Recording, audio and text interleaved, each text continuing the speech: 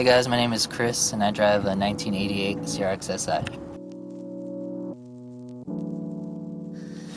Alright guys, so my plans for this CRX is first of all, just basically rebuild from the ground up, work on the suspension, brakes, move on to the shift linkage, just get it all functionally sound for the track.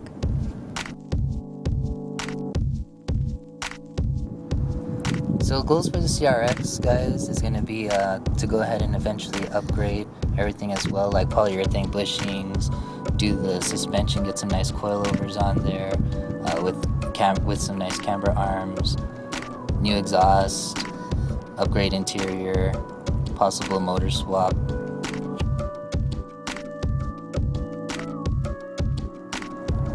So I want this car to eventually be my track car. Not only like we're upgrading all the suspension and everything, but I do want to do the B16, but for now I want to go ahead and have some seat time with the A6, get the hang of the car, get a feel of the track, just so I can become a better driver before I get some more power. What's going on, guys? Welcome back. We're here with, what's up, Chris? Say what's up. What's going on, guys? It's the guy that owns the CRX that we did the JDM front end on. I had some people recently asking me about making kind of like an EF buyer's guide. So we wanted to share this car with you and see if you guys thought it was worth the price we paid for it. We'll go over that towards the end, but first of all, we're gonna go over what this car is and what it consists of. I think first off, by looking at the color, most of you might be able to identify it. This is an 88 CRX Si. The only SIs that have pillar mounted seat belts. It's completely original. There is obviously some paint fade. You can see it in the doors, on the driver rear quarter, of course where the rust naturally occurs. Only spot of rust we were able to locate on the vehicle. Doesn't have the original wheels. It has some, some what are these, 13s or 14s? I never checked. There's some 13-inch steelies at all four corners. It has the original front lip, same with the bumper lights. Headlights are some sort of projectors, aftermarket, I would imagine eBay, and they're plastic. Under the hood, it still has the original D16 A6 with a set of DC headers. Also has the original SI transmission, of course the whole multi-point setup. Missing the stock intake box, unfortunately. AC components have been partially removed, compressor and bracket. The passenger side of the car is also pretty straight. Of course you have clear coat fade over the entire car. There is a dent in this door, you can see it. It's not bad though. Everything else lines up pretty straight. All doors shut properly. Rear bumper, the side, no rust. Original tail lights. Missing the top of the garnish for the rear hatch. I think he has it though. I think the previous owner gave it to him. And it has some crazy looking aftermarket muffler that sticks way too far out. And the interior is also all original. Door panels are actually in pretty decent shape still. A little bit of sun damage on the top of this one.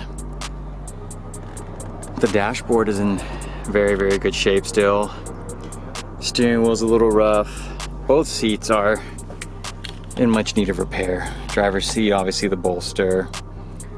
Missing most of the foam, some of the tear on the headrests, and also the passenger seat is similar in condition.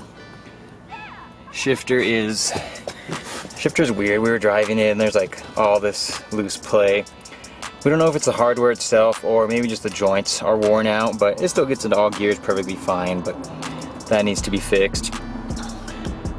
No climate control, no radio. Surprisingly, the radio connection is not cut. Even on my car, the radio connection was cut. I'm talking about my 88 CRX Si as well. Chassis has 279,000 on it, at least that's what the cluster says. I I doubt they changed it. You never know though. Driver seatbelt doesn't retract fully. It's probably just broken, unsure what's up with that. Also, looks like we got some extra seatbelt pieces there. The bottom half of the ignition cover is there. The reason that that is already off is when we were home the other day. We stopped by my house after we picked it up, and I had another ignition switch. The one that was on here was broken, and we had to start it with a screwdriver. So we swapped that in there very quickly so you could utilize the key. Just haven't put that cover back on. Rear trunk area still has the jack, spare tire. Go ahead and drop it.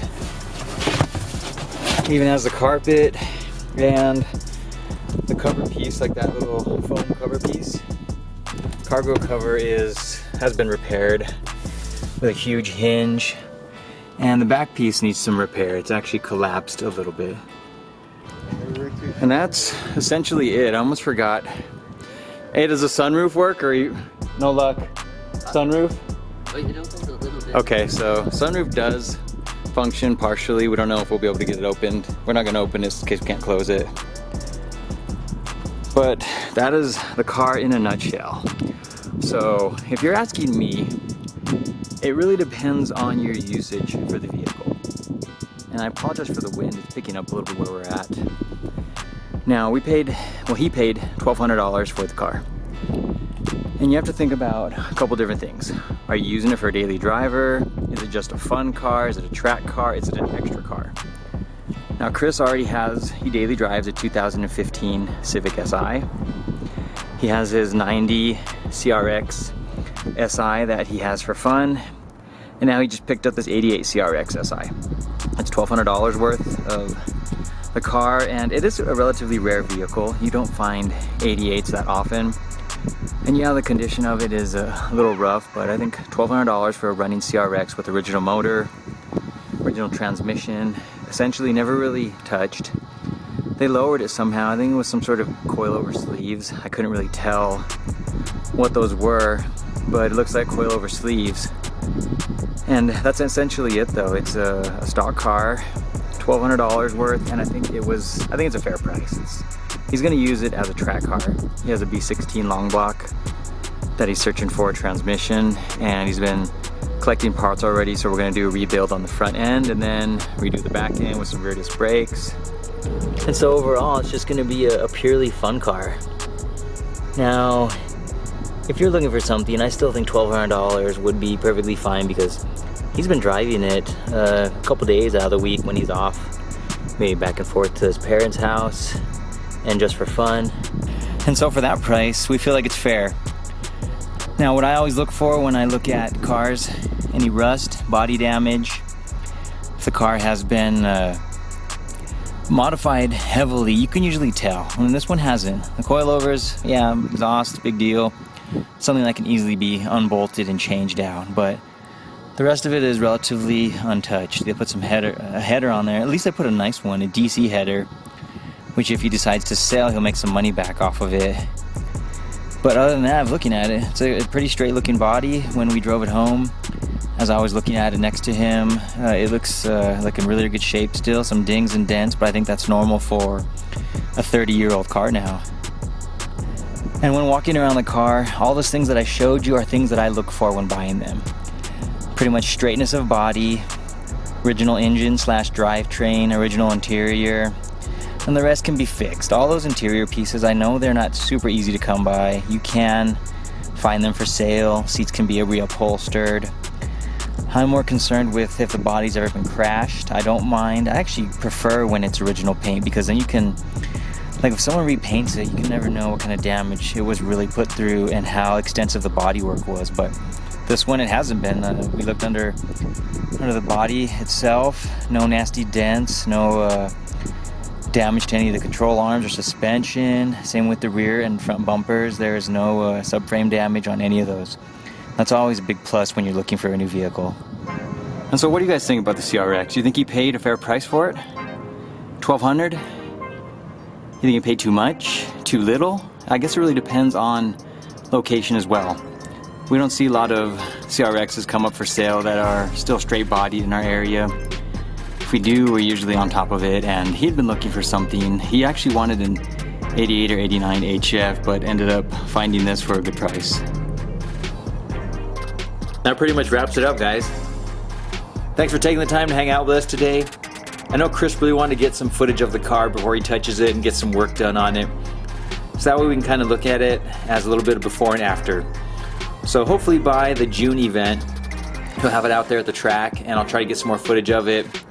We'll get a small update of how the car looks and everything that he's added onto it. We'll see you guys next time. Take care.